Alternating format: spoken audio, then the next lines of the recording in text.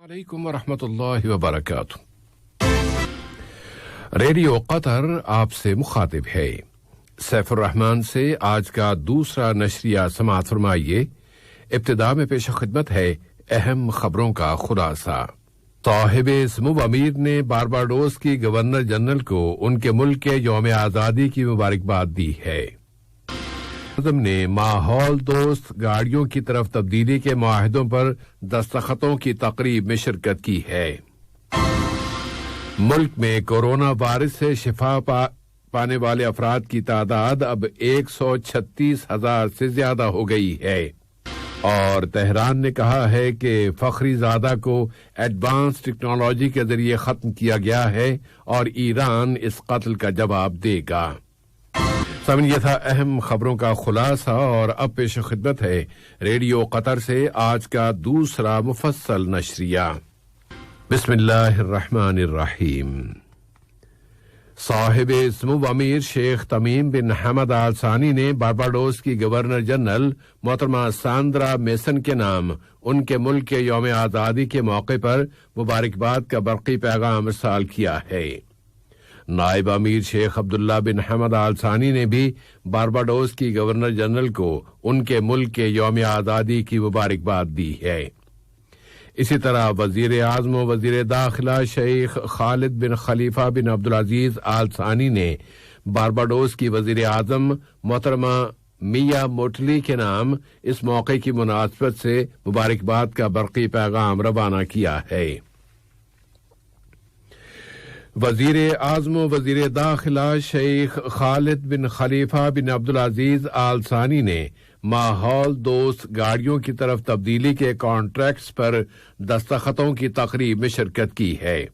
इनमें world cup और उसकी मुख्तलिफ सर्विसेज के लिए बसों की खरीदारी, मुल्क में बसों की असेंबलिंग का कारखाना कायम करने और बसों के इंफ्रास्ट्रक्चर के कॉन्ट्रैक्ट्स और मुआहदे भी शामिल हैं जिनके जरिए यहाँ के निजी शोबे की मदद होगी।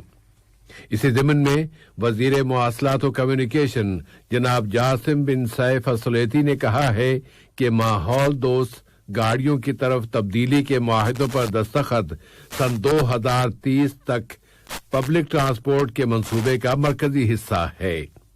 इन कॉन्ट्रैक्ट्स पर दस्तखतों की तकरीब की साइड लाइन में उन्होंने कहा है कि इन इक़दामात से कतर साफ सुथरी और आलूदगी से पाक पब्लिक ट्रांसपोर्ट के शोबे में एक लीडिंग पोजीशन का हामिल बन जाएगा और कतर उन मुल्कों में शामिल हो जाएगा जिनके पास बिजली से चलने वाली बसों का मुकम्मल और जामे सिस्टम मौजूद होगा। फिर इसके अलावा इसके जरिए सन 2022 के वर्ल्ड कप में इस्तेमाल होने वाली इन बसों का सिस्टम उसके बाद के सालों के लिए एक बेहतरीन वर्सा साबित होगा। दरियासना वजीर ममलकत और फ्री जोन अथॉरिटी के बोर्ड ऑफ डायरेक्टर्स के सरबराह जनाब अहमद बिन मोहम्मद असैयद ने इन मुआहदों पर दस्तखतों का खैर मकदम करते हुए उनकी अथॉरिटी के हवाले से कहा है कि यह समझौता इस अथॉरिटी की तरफ से इस अमर की पाबंदी की अक्कासी करता है कि वो नई शुरू होने वाली टेक्नोलॉजी और पायदार तरक्की के हुसूल में बाहमी रब्त और ताल्लुक से इस्तेफादा करे और इस तरह कतर में आने वाली लंबी मुद्दत के दौरान इक्तिसादी तरक्की के बहुत से मौके पैदा होते चले जाएंगे। मजलिस शूरा के स्पीकर जनाब अहमद बिन अब्दुल्ला बिन जईद आल महमूद ने आज मजलिस के 7 रोजा इजलास की सदारत की।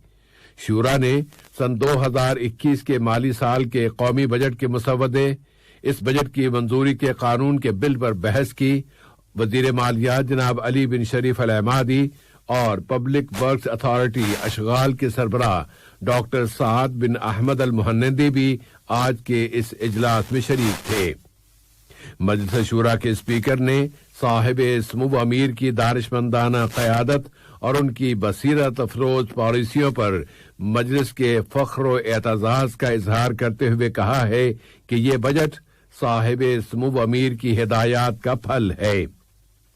उन्होंने मजीद कहा कि इस बजट की नुमायां खुसूसियत यह है कि ये बहुत वाज़ेह और शफ़ाफ है।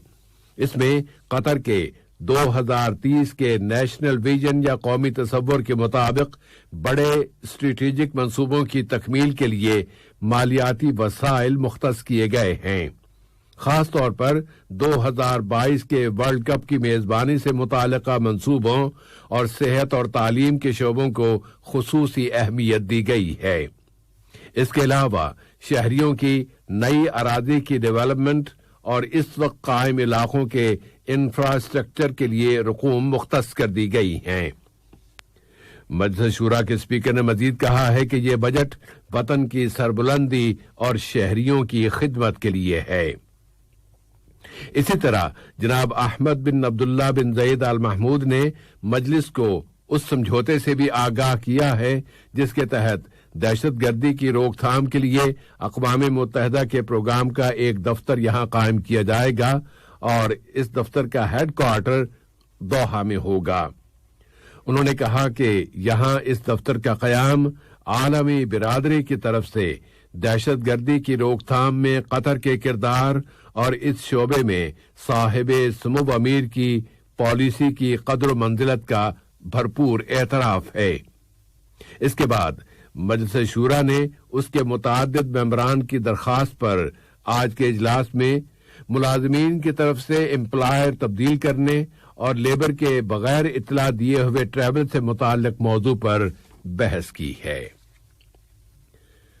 امن اور استحکام کے فروغ کے لیے قطر کے علاقائی اور بین الاقوامی ایکٹیو رول کے اعتراف میں امریکہ کی وزارت خارجہ نے قطر کی تعریف کرتے ہوئے کہا ہے کہ قطر افغانستان میں امن کے فروغ کے لیے اس کا ایک اہم پارٹنر ہے۔ امریکی وزارت خارجہ نے اپنی ایک ٹویٹ میں لکھا ہے کہ قطر نے افغان امن مذاکرات کی میزبانی کرتے ہوئے انتہائی قیمتی کردار ادا کیا ہے۔ غزہ کی تعمیر نو کی کمیٹی کے صدر سفیر محمد العمادی نے کہا ہے کہ یہ کمیٹی قطر ڈیولپمنٹ فنڈ کے تعاون سے آئندہ جمعرات کے روز غزہ کی پٹی میں 1 لاکھ غریب اور نادار خاندانوں میں نقد امداد تقسیم کرنا شروع کرے گی اور ہر ایک فیملی کو $100 دیے جائیں گے۔ قطر ڈیولپمنٹ فنڈ نے جمہوریہ سوڈان کی وفاقی وزارت تعلیم و تربیت کے ساتھ ایک یادداشت پر دستخط کیے ہیں جس کے مطابق وہاں ایسے بچوں کو جو باضابطہ طور پر کسی اسکول یا مدرسے میں داخل نہیں ہیں سرکاری اور غیر سرکاری سطح پر معیاری تعلیم دینے کے لیے تعلیم سب سے بالا فاؤنڈیشن کی نگرانی میں ایک منصوبہ نافذ کیا جائے گا۔ اس فاؤنڈیشن اور بچوں کی تعلیم سے متعلق اقوام متحدہ کی تنظیم یونیسیف کی شراکت سے قائم کیے جانے والے منصوبے کے تحت 50,000 ایسے بچوں کو تعلیم دی جائے گی جو کسی اسکول میں داخل نہیں ہیں۔ اس سمجھوتے سے ایک روز پہلے صومالیہ کے ساتھ بھی تعلیمی عمل سے متعلق اسی قسم کے ایک سمجھوتے پر دستخط کیے گئے ہیں۔ وزارت صحت عامہ نے اعلان کیا ہے کہ ملک میں گزشتہ 24 گھنٹوں کے دوران کورونا وائرس سے متاثر ہونے والوں کی مزید 185 کیسز رجسٹر ہوئے ہیں، جبکہ اس مدت کے اندر 228 بیمار صحت یاب ہو گئے ہیں۔ اس طرح اب یہاں اس عالمی وبا سے شفا یاب افراد کی تعداد 136,000 سے زیادہ ہو گئی ہے۔ یہ اعداد و شمار بتا رہے ہیں کہ قطر اس وبا کا مقابلہ کرنے میں کامیاب ہے۔ دراصل کابینہ کے فیصلے کی بنیاد پر یہاں کے متعلقہ اداروں نے مزید 169 ایسے اشخاص کو پبلک پراسیکیوشن کے حوالے کر دیا ہے جنہوں نے ان مقامات پر فیس ماسک کا استعمال نہیں کیا تھا جہاں یہ استعمال ضروری اور لازمی قرار دیا گیا ہے۔ اس کے علاوہ 20 دوسرے اشخاص کو گاڑیوں میں مقررہ تعداد کی خلاف ورزی پر پراسیکیوشن کے حوالے کر دیا گیا ہے۔ پھر 6 ایسے اشخاص کو بھی گرفتار کر لیا گیا ہے جنہوں نے کورنٹینا کی شرطوں کی خلاف ورزی کی تھی۔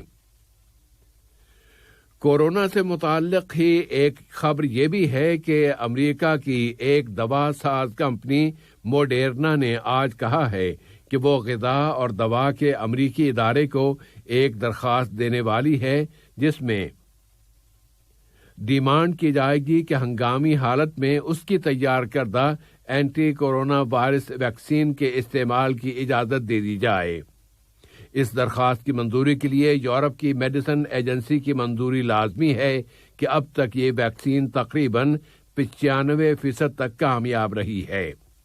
اس کمپنی کے ایک اہلکار نے کہا ہے کہ متعلقہ اداروں کی طرف سے منظوری کے بعد زیادہ سے زیادہ 2 ہفتوں کے اندر اندر اس ویکسین کی پروڈکشن شروع ہو جائے گی۔ اور تہران نے آج اپنے ایٹمی سائنسدان محسن فخری زادہ کو ان کے آبائی شہر مشہد میں سپرد خاک کر دیا۔ اس موقع پر مطالبہ کیا جا رہا تھا کہ اس کا قصاص لیا جائے۔ دریاسنا میڈیا کی نئی رپورٹوں میں بتایا گیا ہے کہ محسن فخری زادہ کے قتل میں اسرائیل کا ہاتھ ہے۔ ادھر ایران کی پارلیمنٹ نے اپنے ایک اجلاس میں مطالبہ کیا ہے کہ جوہری ایندھن کی بین الاقوامی ایجنسی کے ساتھ ہر قسم کا تعاون بند کر دیا جائے۔ اس سے پہلے تہران یہ اعلان بھی کر چکا ہے کہ وہ یورینیم کی افزودگی کے تناسب میں اضافہ کر دے گا۔ محسن زادہ کے قتل پر ایران کے ممکنہ رد عمل کے بارے میں تل ابیب کے اندیشوں میں اضافہ ہوتا جا رہا ہے، اور اسرائیل کی وزارت خارجہ نے اپنے شہریوں سے کہہ دیا ہے کہ وہ ان دنوں عرب امارات اور بحرین کے لیے ہرگز ٹریول نہ کریں۔ آج کا یہ نشریہ ختم ہونے سے قبل اہم خبروں کا خلاصہ ایک مرتبہ پھر سماعت فرما لیجیے۔